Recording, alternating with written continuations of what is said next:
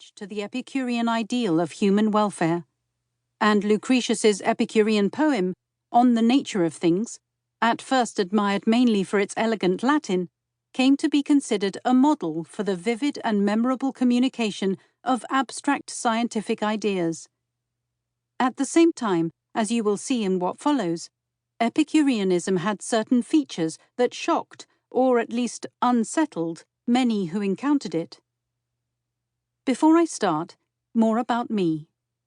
As a lecturer, I have taught philosophy in the US, Britain, Canada, and Germany.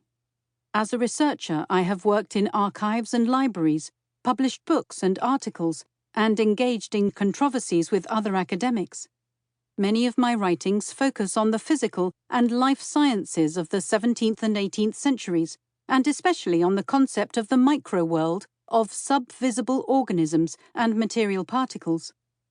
But all along, thanks to early exposure as a teenager through volunteer activities and work camps, I have been interested in the problems of warfare, poverty, and social justice.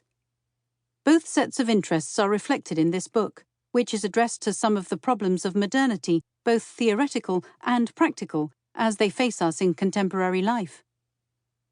Like most readers, I am concerned about the array of political and economic problems affecting us and our children and causing us anxiety even when we live in conditions of affluence. There is increasing economic inequality, fostering resentment and violence, the corruption of democratic processes on a mass scale, the existential threats posed by climate change and nuclear, chemical, and biological weapons, the depletion of environmental resources, including soil and water, the loss of plant and animal species, and the toxification of our air and our oceans. The modern economy uses vast quantities of energy from oil and gas, and from the atom, to transform oil and other raw materials into consumer products, only a few of which make our lives better. The rest stuffs and fattens our closets and drawers and piles up as waste in landfills. And it does not make us happy. Mood disturbances, especially depression, afflict large segments of the population, and many people drink too much alcohol or are addicted to stimulants or tranquilizers. Over 1/3 of Americans are completely inactive, and sleep disturbances from artificial light, as well as immune dysregulation, arise from lack of exposure to natural sunlight. In effect, as one observer comments, humans have dragged a body with a long hominid history into an overfed, malnourished, sedentary, sunlight-deficient, sleep-deprived, competitive, inequitable, and socially isolating environment with dire consequences. We live longer than most of our ancestors, but in a sicklier fashion. And from every pain or deprivation, somebody benefits. Pharmaceutical manufacturers benefit from our sugar-induced diabetes and our mental health problems. Oil companies from the destruction of wilderness and poisoning of the atmosphere. The chemicals industry and their stockholders from the use of plastics. The automobile industry from the absence of public transportation.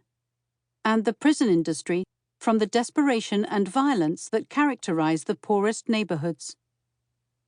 At the same time, we face problems in our private lives that reflect the age-old human condition, intensified by the social changes of the last 50 to 100 years.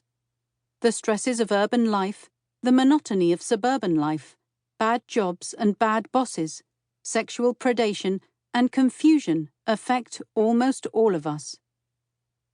Tinkering around the edges of our problems with scented candles, new exercise routines, and productivity apps isn't going to help much in the long run, and no philosopher who is honest about it can give you a formula for being happy, certainly not for being happy all the time.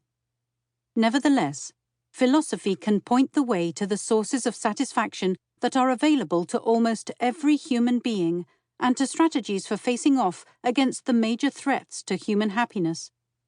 These threats lie in wait for us in the form of outsized ambitions, fear of failure, and feelings of futility. The history of philosophy can also help us to see the difference between what philosophers call the necessary and the contingent, or